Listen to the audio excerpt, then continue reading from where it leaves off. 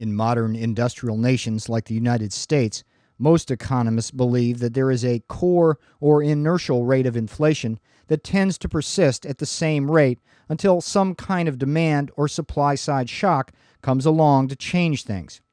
At the heart of this idea of inertial or core inflation is the concept of inflationary expectations and a behavioral model known as adaptive expectations. Inflationary expectations are important because the expectation of inflation can significantly contribute to actual inflation. The reason is that inflationary expectations strongly influence the behavior of businesses, investors, workers, and consumers. When we assume adaptive expectations, we are assuming that people believe that next year's rate of inflation will be the same as the current or last year's rate. For example, during the 1990s, prices in the U.S. rose steadily at around 3% annually, and most people came to expect that inflation rate. This expected rate of inflation was, in turn, built into a core rate of inflation for the economy through institutional arrangements such as negotiated labor contracts. To see how this might work, suppose that you are the chief negotiator for the United Auto Workers Union. Further, suppose that you believe your workers will achieve a 1% increase in productivity annually, and because increases in real wages are tied to labor productivity, you also believe that auto workers deserve at least a 1% increase in their real inflation-adjusted wages. Assuming you have adaptive expectations and last year's inflation rate was 3%, what is the percentage increase in nominal wages that you will demand at the bargaining table? That's right, you will demand a minimum 4% increase in the nominal wage, 1% to get the real increase based on productivity gains, and 3% to adjust for the expected or forecast inflation. But look what happens now when Ford, General Motors, and Chrysler all agree to this 4% wage demand. The increase in wages caused by your union's inflationary expectations will lead to an actual increase in the auto industry's labor costs. This, in turn, will put upward pressure on auto prices so that the expectation of inflation becomes a self-fulfilling prophecy, and the inertial or core rate of inflation is maintained. This figure illustrates how adaptive expectations lead to an inertial inflation rate. In the figure, the price level is on the vertical axis. Real output is on the horizontal axis, and we start off at point E, where the aggregate supply and demand curves cross at potential output Q superscript P. At this point, the core rate of inflation is 3%. Now, because of their adaptive expectations, everyone expects average costs and prices to rise at 3% this year, because that's what it did last year. So workers demand and receive higher nominal wages. This pushes up the aggregate supply curve, even as their increased spending pushes up the aggregate demand curve. And over time, the aggregate supply and demand curves continue to rise by 3% a year as the macroeconomic equilibrium moves from E to E prime to E double prime.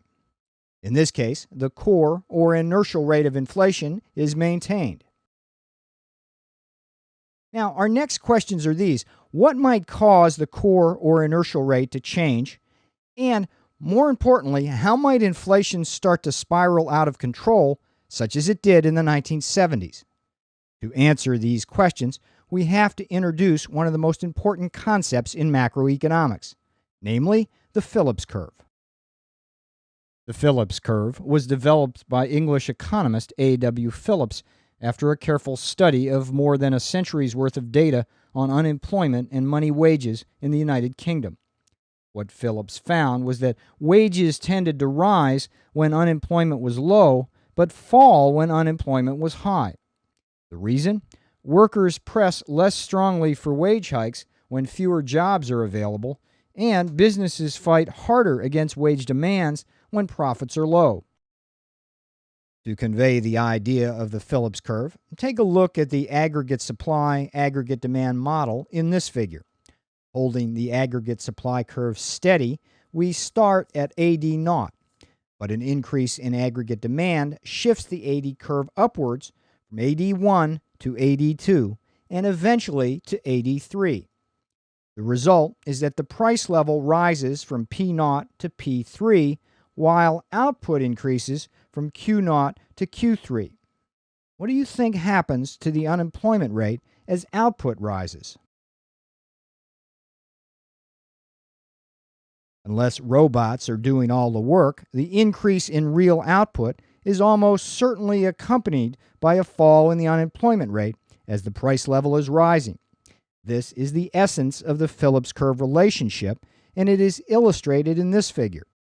The left-hand figure shows the theoretical inverse relationship between inflation and unemployment. But what is most interesting is that the right-hand figure appears to provide strong empirical evidence that the Phillips curve actually exists. In this figure, co-movements of the inflation and unemployment rates between 1961 and 1969 are plotted on the graph, and the points do indeed suggest a nice downward sloping Phillips curve. On the basis of this and earlier historical evidence, most economists came to believe that a stable, predictable trade-off exists between unemployment and inflation.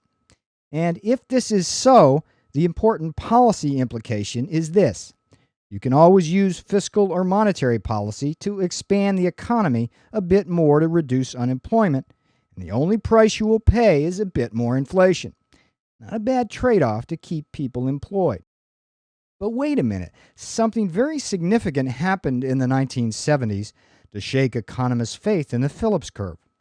To see this, let's add the data points for the years 1971 to 1979 to our figure. Take a few minutes now to try and replicate this graph either on a piece of paper or in your mind's eye. Then connect the dots. That is, draw lines connecting the data points starting in 1970 and ending in 1979. Does your figure look like this? Clearly, this is not the typical downward sloping Phillips curve, but rather a much more chaotic Phillips curl.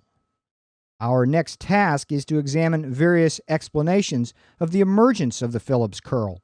In doing so, we are going to get our first glimpse of some of the strong theoretical differences that exist between the various schools of macroeconomics, from Keynesians and monetarists to supply-siders and new classical economists. Let's start then with the standard explanation of the breakdown of the Phillips curve, as illustrated in this figure. The series of supply shocks in the 1970s shifted the short-run aggregate supply curve leftward. This moved the Phillips curve rightward and upward from the green curve to the blue curve. But what about the red curve?